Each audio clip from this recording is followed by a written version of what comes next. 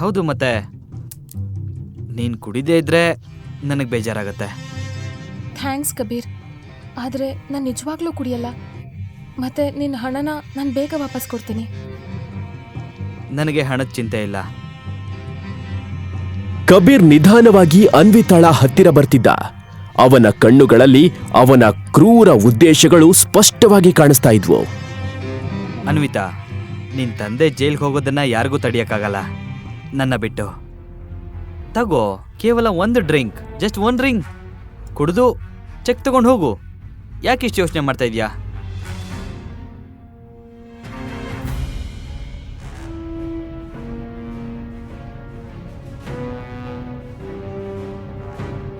ಕಬೀರ್, ನಾನು ಈ ಡ್ರಿಂಕ್ ಮುಗಿಸಿದ್ರೆ ನೀನು ಖಂಡಿತ ಚೆಕ್ ಕೊಡ್ತೀಯಾ? ಖಂಡಿತ. ನನಗೆ ಹಣ ದೊಡ್ಡ ವಿಷಯನೇ ಅಲ್ಲ. Have it. ತನ್ನ ಮನಸ್ಸಿನಲ್ಲಿ ಅವನು ಈಗಾಗಲೇ ಅನ್ವಿತಾಳ ಜೊತೆಗೆ ರಾತ್ರಿಯನ್ನು ಕಳೆಯುವ ಯೋಜನೆ ರೂಪಿಸಿದ್ದ. ಅನ್ವಿತಾಗೆ ಬೇರೆ ದಾರಿಯೇ ಇರಲಿಲ್ಲ. ಆದ್ರೆ ಗ್ಲಾಸ್ ಅವಳ ತುಟಿಗಳಿಗೆ ತಾಕುವ ಮೊದಲು ಬಾಗಿಲಿನಿಂದ ಭಾರಿ ಸದ್ದು ಕೇಳಿಸಿತು. ಅನ್ವಿತಾ ಕೈಯಲ್ಲಿ ಗ್ಲಾಸ್ ನೋಡಿ ಗೌತಮ್ಗೆ ತುಂಬಾ ಕೋಪ ಬಂತು. ಯಾರ ನೀನು? ನಿನ್ನ ಒಳಗೆ ಯಾರು ಬಿಟ್ಟಿದ್ದು? ಗೌತಮ್, ಗೌತಮ್, ನೀನ್ ಇಲ್ಲೇನ್ ಮಾಡ್ತಿದ್ಯಾ? ನಾನು ಇಲ್ಲಿ ಸರಿಯಾದ ಸಮಯಕ್ಕೆ ಬರ್ದೇ ಇದ್ರೆ ಇವನ್ ಏನ್ ಮಾಡ್ತಿದ್ನೋ ಗೊತ್ತಿಲ್ಲ. ಗೌತಮ್, ನೀನ್ ಏನೇನ್ ಮಾತಾಡ್ತಿದ್ಯಾ?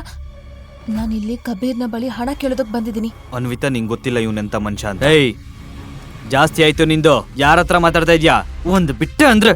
ಕಬೀರ್, ಇವ್ ನನ್ ಗಂಡ. ಓ, ಇವನೇ ನಮ್ಮ ಮನೆ ಅಳಿಯಾ? ಅನ್ವಿತಾ, ಇವನಿಗೆ ಹೇಳು ಈಗಲೇ ಇವನು ನನ್ನ ಕಾಲಕ್ಕೆ ಬಿದ್ದು ಕ್ಷಮೆ ಕೇಳಬೇಕು. ಇಲ್ಲ ಅಂದ್ರೆ ಇವನ್ ಜೀವಂತವಾಗಿ ಇಲ್ಲಿಂದ ಹೋಗಲ್ಲ. ಮತ್ ನೀನು ಈ ಚೆಕ್ನ ಮರ್ತು ಬಿಡು.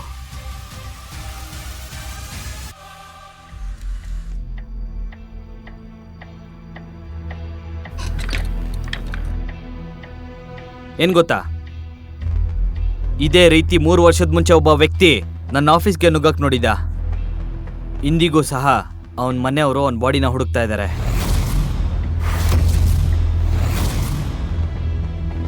ಗೌತಮ್, ಗೌತಮ್, ಪ್ಲೀಸ್ ಪ್ಲೀಸ್ ಕಬೀರ್ ಹತ್ರ ಸಾರಿ ಕೇಳು. ಅನ್ವಿತಾ, ಇವನ ಹತ್ರ ಸಾರಿ ಕೇಳ್ಬೇಕಾ? ಸಾಧ್ಯ ಇಲ್ಲ, ಅದರ ಅವಶ್ಯಕತೆನೂ ಇಲ್ಲ. ಸುಮ್ಮನೆ ಏನೋ ಹೇಳ್ತಾ ಇದ್ದಾನೆ. ಇವನು ಬೊಗಳೋ ನಾಯಿ ಅಷ್ಟೇ, ಕಚ್ಚಲ್ಲ. ನಾಯಿ.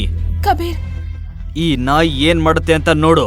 ಇವತ್ತು ನಿನ್ ಚರ್ಮ ಸುಲ್ದಿಲ್ಲ ಅಂದ್ರೆ ನನ್ನ ಹೆಸರು ಕಬೀರೇ ಅಲ್ಲ.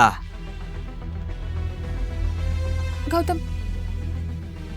ಹಲೋ ಇನ್ಸ್ಪೆಕ್ಟರ್, ಈಗಲೇ ನೀವು ಪ್ರಿನ್ಸ್ ಗ್ರೂಪ್ ಆಫೀಸ್ಗೆ ಬನ್ನಿ. ಇಲ್ಲೊಬ್ಬನ್ ಚರ್ಮ ಸುಲಿಯೋದಿದೆ. ಮತ್ತೆ ಅನ್ವಿತಾ, ಈ ಚೆಕ್ನ ನೀನು ಮರ್ತು ಬಿಡು. ಇವತ್ತಿವನು ಜೈಲಿಗೆ ಹೋಗ್ತಾನೆ. ಕಬೀರ್, ಕಬೀರ್, ಪ್ಲೀಸ್, ನಾನ್ ಗೌತಮ್ ಬದಲು ಸಾರಿ ಕೇಳ್ತೀನಿ. ಇಲ್ಲ ಅನ್ವಿತಾ, ಇವತ್ತಿವನು ಜೈಲ್ಗೆ ಹೋಗ್ತಾನೆ. ಫೈನಲಿ ನೀನು ನನ್ನೊಳಗ್ತೀಯಾ. ಗೌತಮ್, ನೀನೇನ್ ಮಾಡ್ತಿದ್ಯಾ ಗೊತ್ತಾ ನಿನಗೆ? You are finished man. ನನ್ನೇ ಹೊಡಿತೀಯಾ? ನಿನಗಿದೆ ಹಬ್ಬ.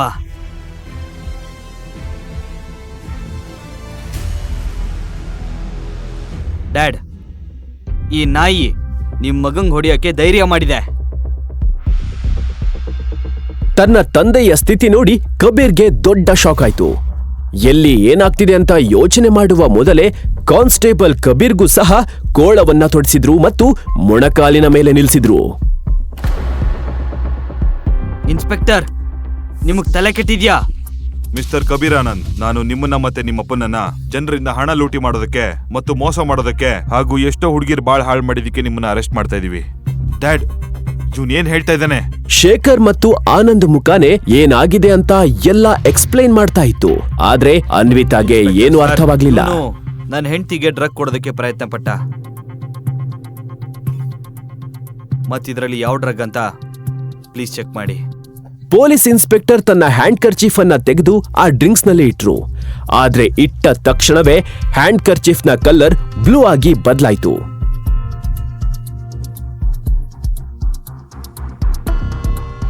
ಹೌದು, ನೀವ್ ಹೇಳ್ತಾ ಇರೋದು ನಿಜ. ಈ ಡ್ರಿಂಕ್ ನಲ್ಲಿ ಒಂದು ಡ್ರಗ್ ಆಡ್ ಮಾಡಲಾಗಿದೆ. ಅದು ತುಂಬಾ ಡೇಂಜರಸ್. ಎವಿಡೆನ್ಸ್ ಜೊತೆ ನಾವ್ ಇವ್ರನ್ನ ಅರೆಸ್ಟ್ ಮಾಡ್ತಾ ಇದೀವಿ ಸರ್. ಅಪ್ಪ ಮಗ ಜೈಲ್ನಲ್ಲಿ ಸಮಯ ಕಳೆದ್ರೆ ಅವ್ರಿಗೆ ಬುದ್ಧಿ ಬರುತ್ತೆ. ನೀನ್ ಹೀಗ್ ಮಾಡಕ್ ಸಾಧ್ಯ ಇಲ್ಲ.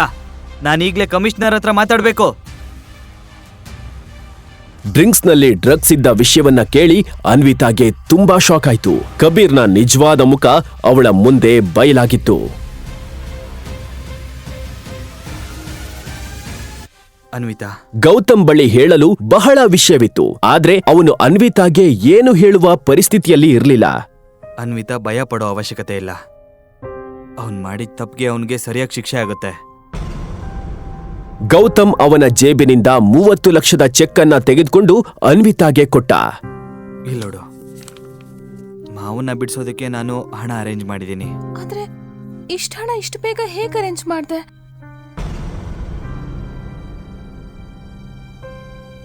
ನಿಜ ಹೇಳಿದ್ರೆ ಅವಳಿಗೆ ಅರ್ಥ ಆಗೋದಿಲ್ಲ ಎಂದು ಗೌತಮ್ ಸುಮ್ಮನೆ ಮೌನವಾಗಿದ್ದ. ಗೌತಮ್, ನಾನು ನಿನ್ನ ಹತ್ರ ಏನೋ ಕೇಳ್ತಾ ಇದ್ದೀನಿ. ನಿನಗೆ ಈ ಚೆಕ್ಕನ್ನ ಯಾರು ಕೊಟ್ರು? ಅದು ನನಗೆ ಇದನ್ನ ನನ್ನ ಸ್ನೇಹಿತ ಕೊಟ್ಟ. ಅವನ ಕಂಪನಿ ತುಂಬಾ ಪ್ರಾಫಿಟ್ ಅಲ್ಲಿತ್ತು, ಅದಕ್ಕೆ ಅವನ ಹತ್ರ ಸಾಲ ತಗೊಂಡೆ.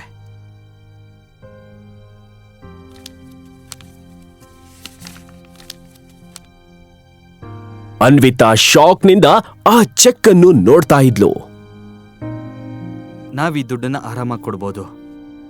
ಅವನಿಗೆ ದುಡ್ಡಿನ ಅವಶ್ಯಕತೆ ಇಲ್ಲ.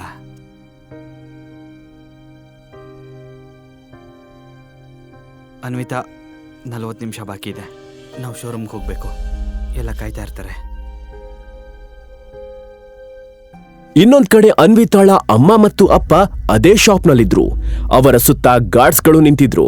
ಎಲ್ಲರಿಗೂ ಮ್ಯಾನೇಜರ್ನ ಕಮಾಂಡ್ ಕಡೆ ಗಮನವಿತ್ತು. ಅದರ ಜೊತೆ ಮ್ಯಾನೇಜರ್ ಕಮಿಷನರ್ಗೆ ಫೋನ್ ಮಾಡಿ ಶಾಪ್ಗೆ ಬರುವಂತೆ ಹೇಳಿದ. 10 ನಿಮಿಷ ಮಾತ್ರ ಬಾಕಿ ಇದೆ. ನಿಮ್ಮ ಮಗಳು ಮತ್ತೆ ಅಳಿಯ ಯಾರು ಸಹ ವಾಪಸ್ ಬಂದಿಲ್ಲ. ನಿಮ್ಗೆ ಹಣ ಕೊಡಕ್ಕಾಗ್ಲಿಲ್ಲ ಅಂದ್ರೆ ನೀವು ಜೈಲ್ಗೆ ಹೋಗೋದಕ್ಕೆ ತಯಾರಾಗಿ. ಅನ್ವಿತಾ ಮಗಳೇ, ಹಣದ ವ್ಯವಸ್ಥೆ ಆಯ್ತಾ? ನನ್ನ ಜೀವ ನನ್ನ ಬಾಯಿಗೆ ಬಂದಿದೆ. ಅಮ್ಮ, ಡೋಂಟ್ ವರಿ, ಚೆಕ್ ಇಲ್ಲಿದೆ.